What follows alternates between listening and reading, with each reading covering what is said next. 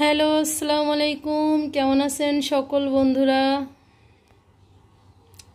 আজকে বহুদিন পরে একটা ভিডিও নিয়ে আসলাম আবার, আর সাথে নিয়ে আসলাম একটা নতুন খাবার। কে কে খাইছেন? এটা চিনেন কেউ?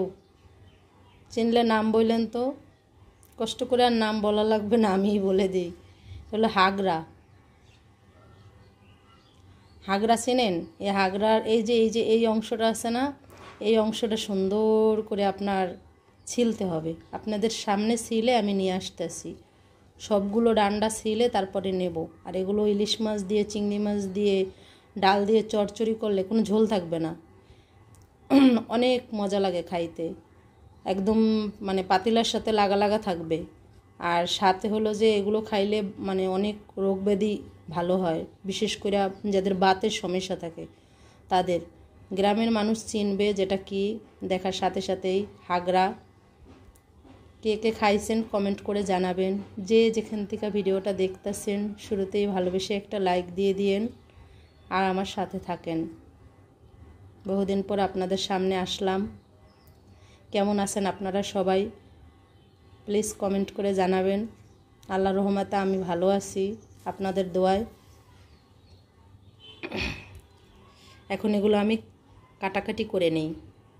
চলে আসলাম বিকালের রান্নাবান্না সারতে, কারণ সেহরিতে খাবো, সন্ধ্যার সময় খাবো, এর জন্য। আমি আবার ভাজা পোড়া খাই না, তার জন্য ভাজা পোড়া করার আমার কোনো মাথায় প্রেশার নাই। এই যে সেই ঘাগরা, মানে হাগরা না ঘাগরা ভালো করে বলতেও পারি না, সেইগুলো এই যে এখন ওই যে ডাটা আছে না, ডাটার মতো সুন্দর করে ছিলে নিয়েছি। সেগুলো দিয়ে একটা ছোট্ট বাচ্চা ইলিশ মাছ দিয়ে রান্না করব। একদম মাখা মাখা, কোনো ঝোল থাকবে না, একদম মাখা মাখা থাকবে, দেখতেই পাবে না নে। এই রান্নাবান্না চলতে আছে। রমজান মাসের আজকে দিনে প্রথম একটা ভিডিও দিতে আসি। আমি এতদিন কোনো ভিডিও টিডিও দেইনি, কারণ আমার শরীর ভালো ছিল না, তার জন্য। হাজরা রান্না কে কে খাইছেন একটু কমেন্ট করে জানাইয়েন তো, কে কেমন করে খান। আমি চিংড়ি মাছ দিয়ে খাই, তারপরে ইলিশ মাছ দিয়ে খাই, তারপরে এমনি ডাল দিয়ে চচ্চড়ি করে খাই। একটু আলু দিছি চিকন করে, আর একটু চিকন করা লাগতো, কিন্তু আমি পারিনি আর একটু চিকন করতে। তবে এরকম চিকন দিলেই হয়, অনেক মজা লাগে কিন্তু। আর আমার আঙ্গুলের অবস্থা দেখছেন, 4টা আঙ্গুল এরকম। মেয়ে মানুষ বিয়ের পরে আঙ্গুল দেখলে মানুষ হাসবে, কেমন হয়ে গেছে। আর এগুলো কাটলে আঙ্গুল এমনি কালো হয়ে যায়, বুঝতে পারছেন। আল্লাহর রহমতে এখন যদি সব রোজা আছে। বন্ধুরা, ইফতারের জন্য আমি এখানে শরবত করে নিয়েছি।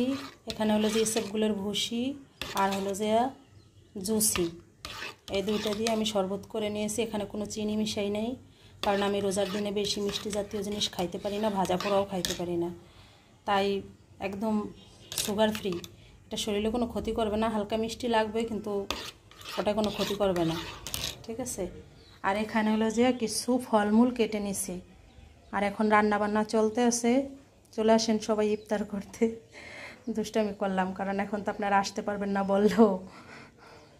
দাওয়াত রইল সবাইকে আমার বাসায়, চলে আসেন, ঠিক আছে। আমরা এখন ইফতারি করব।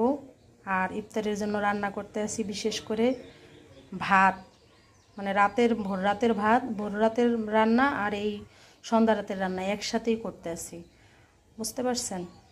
আমি হলো যে ইফতারিতে ভাজা পোড়া খুব কম খাই, শখের বিষয় 2-1 দিন খাই।